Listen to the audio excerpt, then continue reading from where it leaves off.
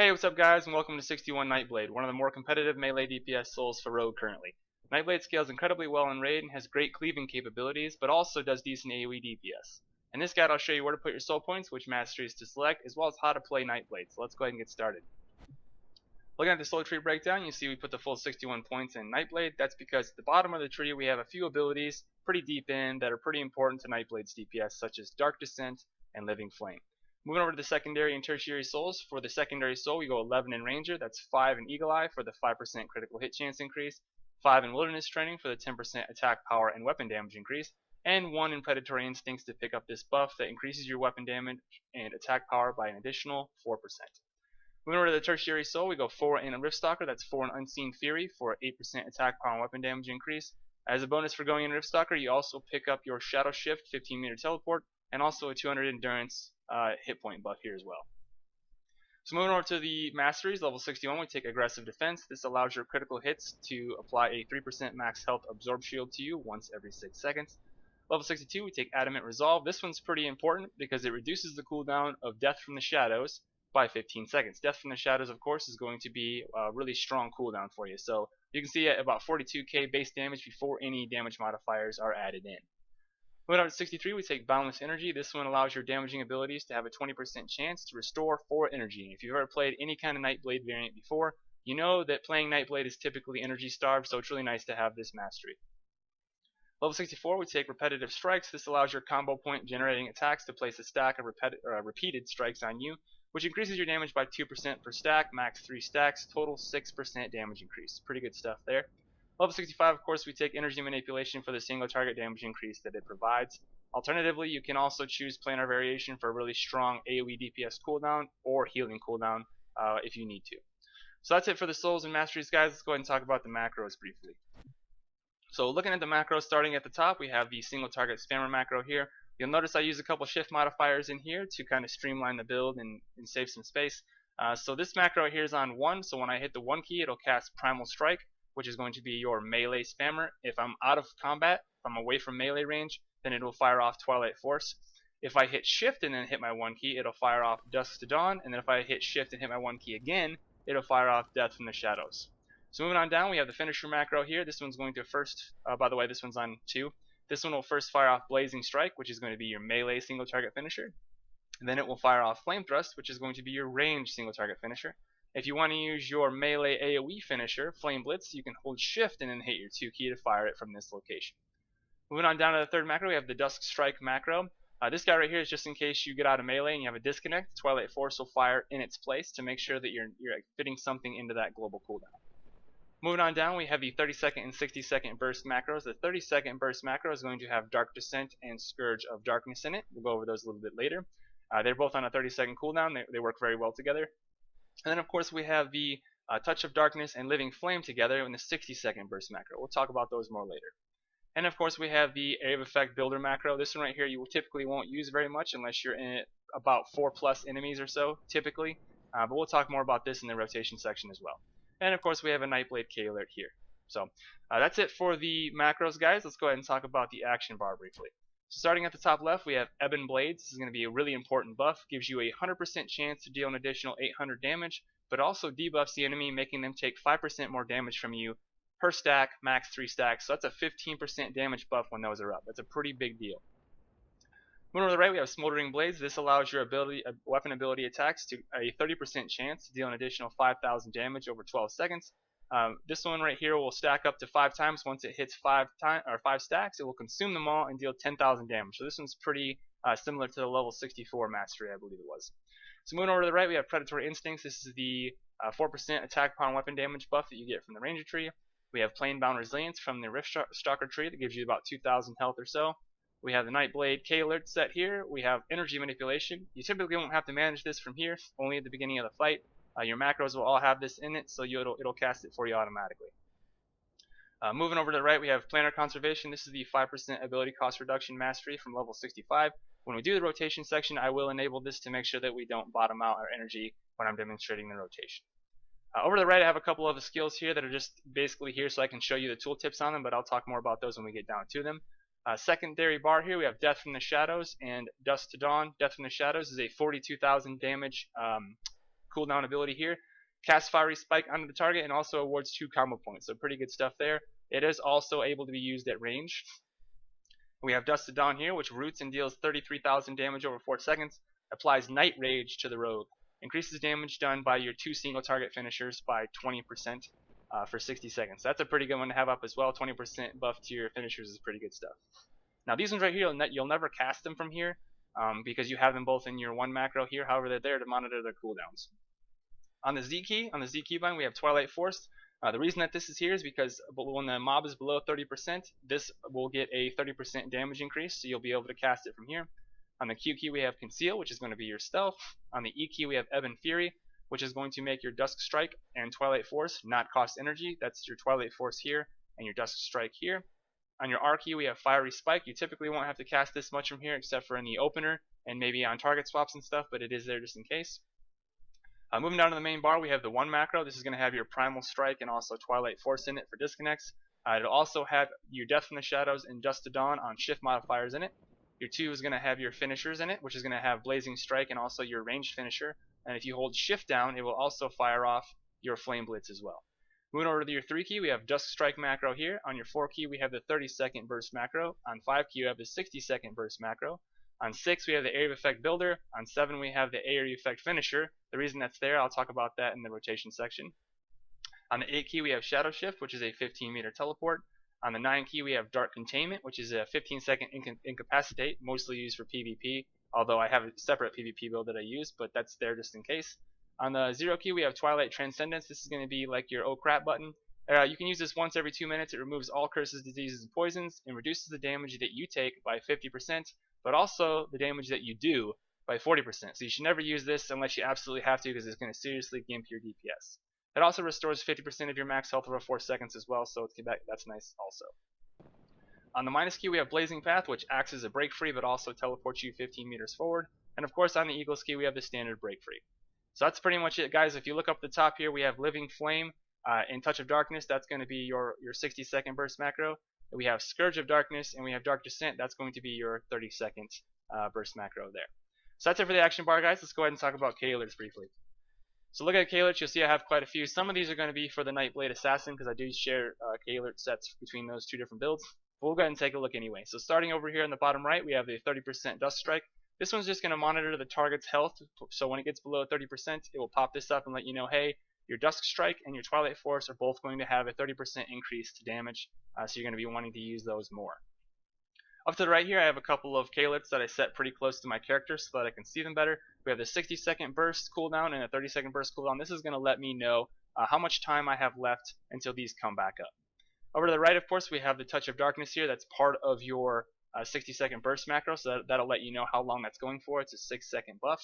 On the 30-second burst macro to the right, you'll see we have the Scourge of Darkness here. That's going to tell you how many stacks you have left. It has a total of 25 when you start.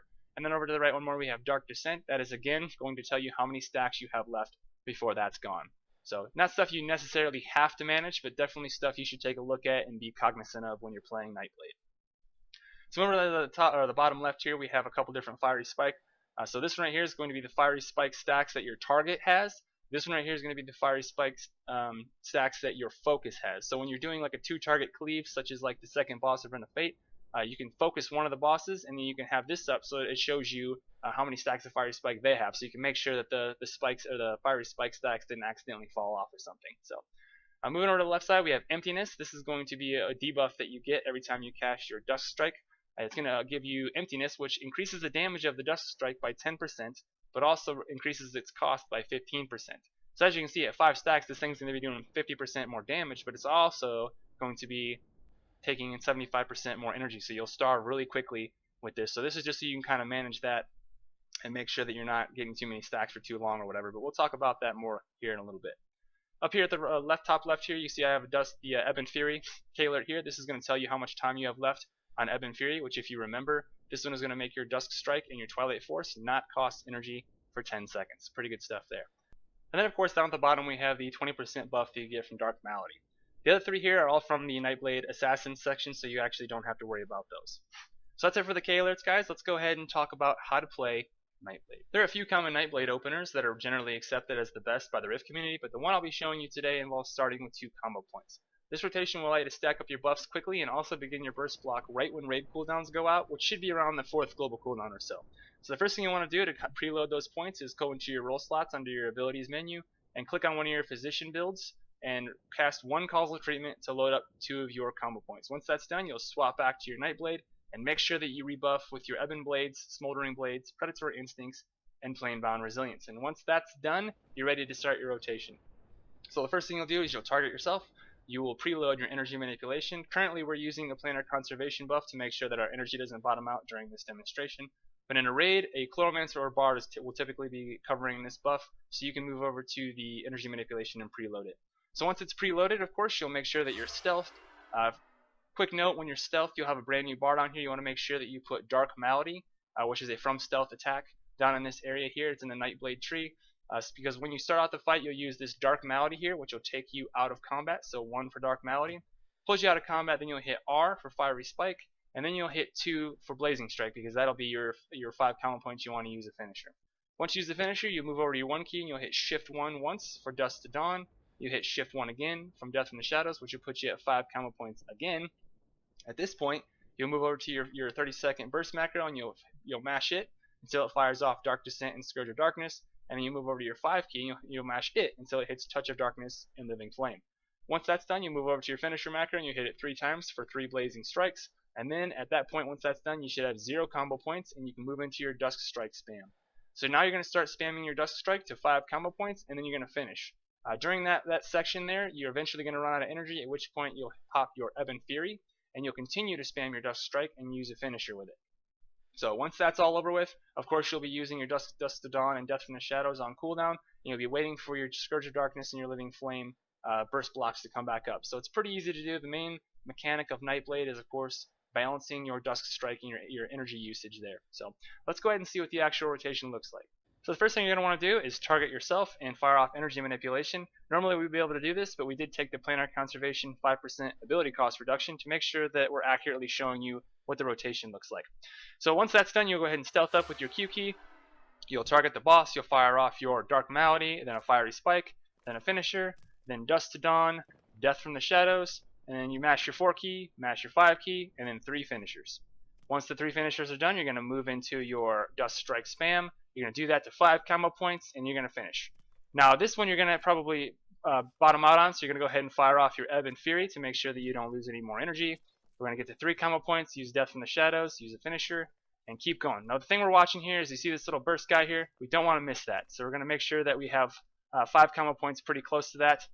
And we're not going to want to bottom out our energy too much there. So we're going to hit 3 a bunch of times, use that, 3 one more time, and then we're going to fire off at 2, 3 more times. And then shift 1 for the Death from the Shadows, and keep going with our 1 key because we're pretty low on energy here. So we're going to do 1 for a few more times to make sure that we're not too low. Let our 5 stacks of emptiness fall off. Now we'll maybe do another Dusk Strike, then a finisher. You can see we're still pulling like 57. If I wasn't narrating, I'd be doing much better, I promise you. I was doing this earlier and landing about 57 to 59 most of the time. But it is pretty difficult to play this spec while you're narrating. So you can see our burst is up, so we're going to mash our 4 key, mash our 5 key, and then we're going to go ahead and spam our 2 key a bunch of times and move right back into our 3 key because we want to get 5 stacks because Ebon Fury is now up. So we'll go ahead and pop that Ebon Fury now, and then we're going to mash that 3 key some more using only Death from the Shadows. And you can see we're back up into the 58s. I could probably sustain around 60 or so if I was really concentrating, but this spec has got a lot of stuff going on, and it can be kind of difficult to master. So that's it for the single target rotation, guys. Now let's go ahead and talk about the cleave rotation. The main difference between the single target rotation and the cleave rotation is that instead of using a single target finisher, you'll be using an AOE finisher, which also means you won't pick up that extra combo point, so you'll want to make sure that you account for that. Also, you're going to be trying to use fiery chains after your finishers when you can do so to generate some extra combo points, because the more AOE finishers you get, the more damage you're going to do. So first thing we're going to do here is, of course, make sure that you've already preloaded to at least 2 combo points with your position spec. Once that's done, you'll swap back and make sure that you rebuff. Once that's done, you're going to go ahead and target yourself and preload your energy manipulation. Again, we are using the ability cost reduction mastery here, so we can't preload. But once you've done that, you go ahead and stealth up and target your primary target. You'll do a Dark Malady followed by a Fiery Spike, shift 2 for finisher, then shift 1 twice, a Dusk Strike, and then go into your burst block, spam 4, spam 5, and then 3 shift 2s. So once that's over with, you're going to go ahead and use a Fiery Chains, you keep using your Dusk Strike, shift 2 for the finisher. Keep spamming that Dusk Strike until you're low energy, then use your Ebon Fury, shift 2, Fiery Chains, followed by the shift 1 for that, shift 2 for the finisher. Keep using your 3 Dusk Strike while you're in Ebon Fury. We're going to start losing a lot of energy now. Make sure you're using your finishers at 5 combo points. We're going to go ahead and go back to our burst block here. So then shift 2 to use 3 finishers after the burst block has been selected, shift 1 to project from the shadows. So you can see it's kind of just watching your abilities here and making sure that you're not bottoming out your energy. And keep spamming that Dusk Strike. You see we're still in the mid-high 70s here, so not too bad.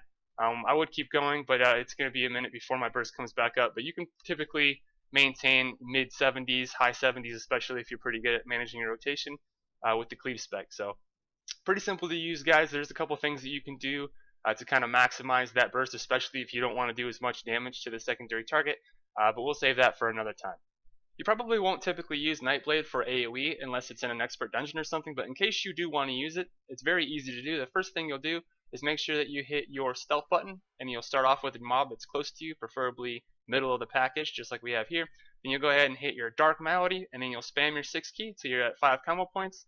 Then you'll spam your 4 key, spam your 5 key, and then use 3 finishers with 7, and then back to 6.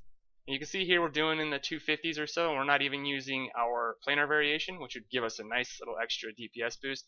But we're just spamming 6, using 7 with 5 combo points, and then you're waiting for your burst to come back up.